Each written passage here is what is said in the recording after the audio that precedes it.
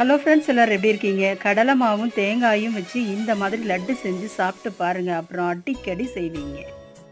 1 cup கடலை மாவை நல்லா ஜலிச்சு எடுத்துக்கிட்டேன். அடுத்தது 1 கப் துருவின தேங்காயை மிக்சி ஜாரில் சேர்த்துட்டு கூடவே 4-5 முந்திரி பருப்பும் சேர்த்து தண்ணி ஊற்றி நல்லா நைஸாக அரைச்சி வச்சுக்கிட்டேன். அடி கனமான பாத்திரத்தை அடுப்பில் வச்சு சூடானதும் 1 கப் வாசனை இல்லாத எண்ணெய் ஊற்றி கடலை மாவு போட்டு பச்சை வாசம் போகிற வரைக்கும் நல்லா கிளறி விட்டுக்கிட்டேன். அடுத்தது 1 கப் சுகர் சேர்த்து நல்லா கலந்து விட்ட பிறகு அரைச்சி வச்ச தேங்காயையும் சேர்த்து நல்லா கிளறி விட்டுக்கிட்டே இருந்தேன். கடலை மாவு, சுகர், தேங்காய் எல்லாமே நல்லா மிக்ஸ் ஆகி நல்லா கலந்ததுக்கு பிறகு தேவையான நட்ஸ் எல்லாம் சேர்த்துட்டு வாசனைக்கு கொஞ்சம் நெய்யும் சேர்த்து நல்லா கிளறி விட்டுட்டே இருந்தேன்.